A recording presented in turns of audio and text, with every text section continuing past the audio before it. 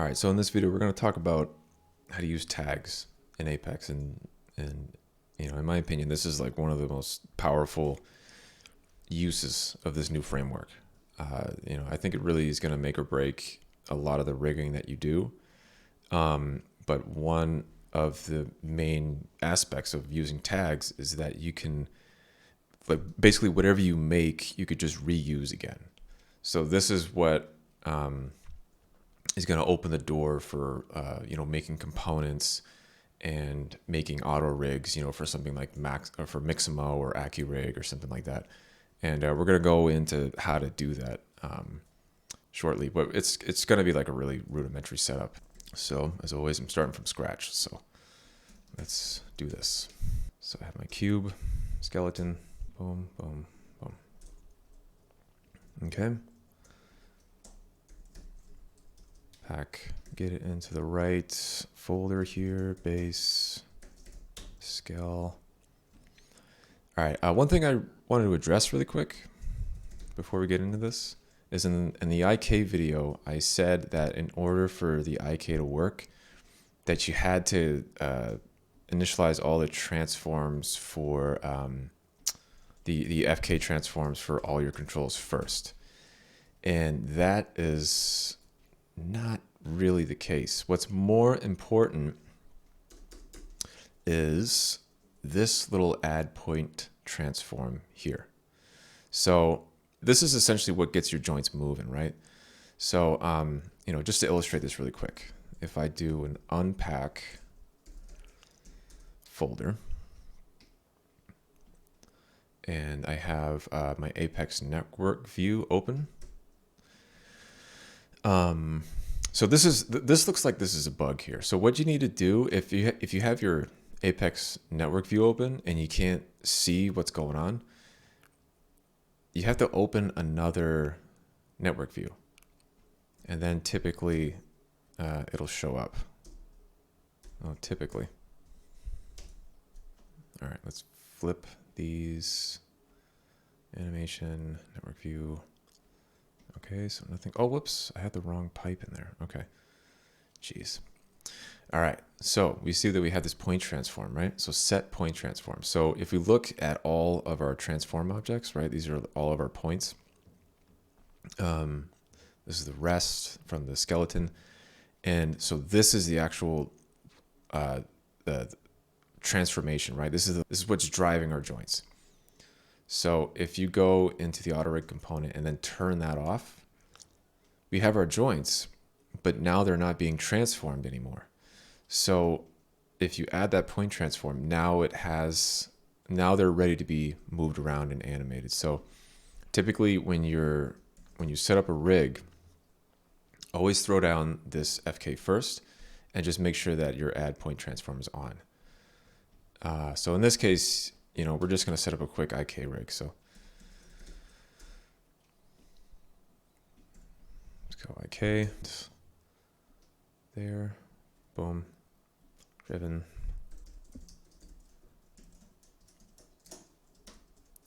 Okay, one, 2. Okay, so IK is working, and we have our point transform. So if you want to see what that looks like, you just put that into there.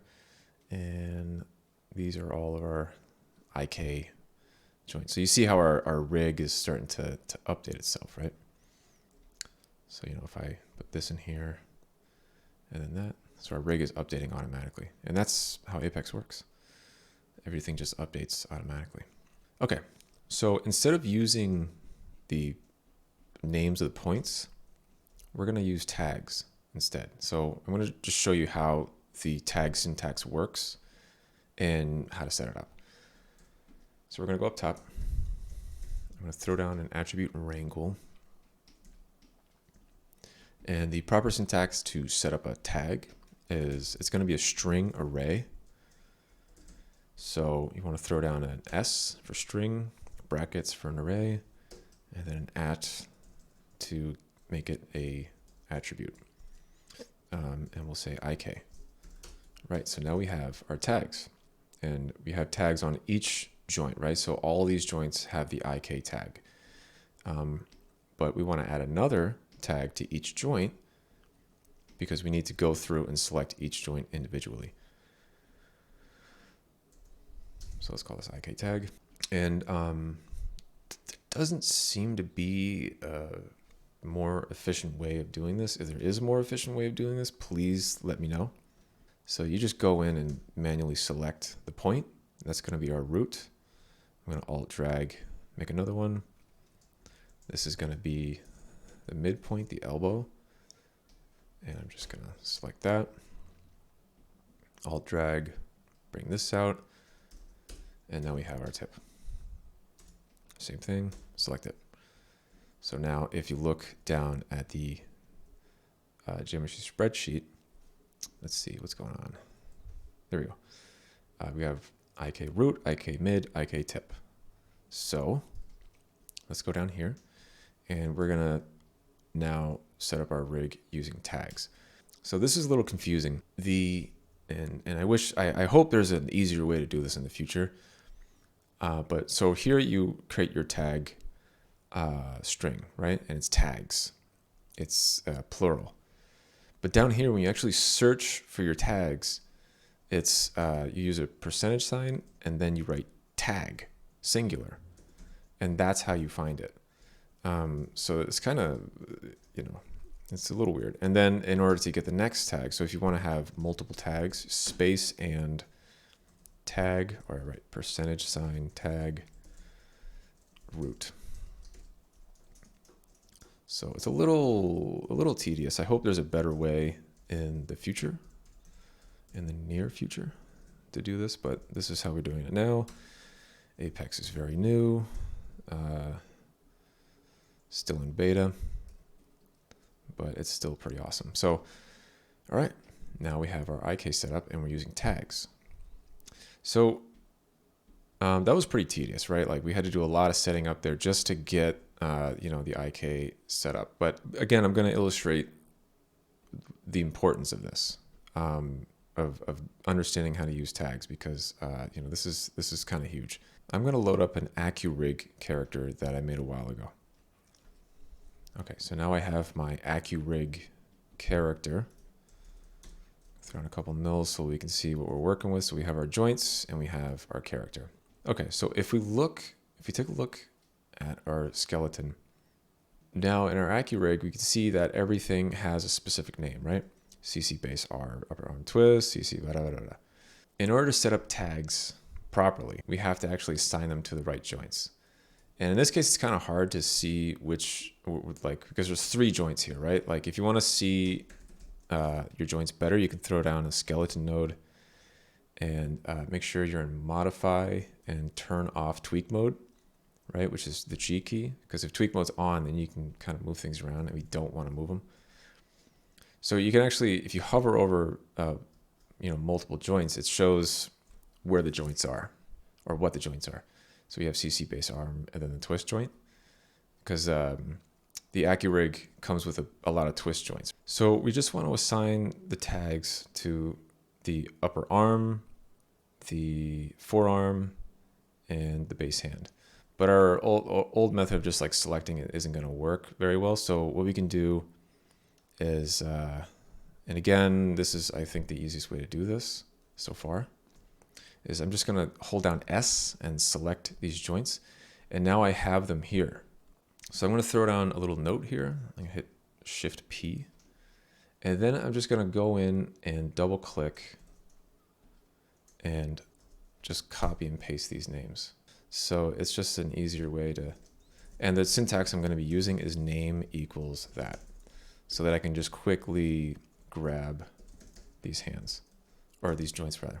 Now we can kind of just move the skeleton to the side. We don't really need this anymore. But let's grab another attribute wrangle, and we'll start setting up our tags on these joints. So I want all of these, so I'm going to select them one at a time. Space. Let's get our forearm. And then we'll get the hand.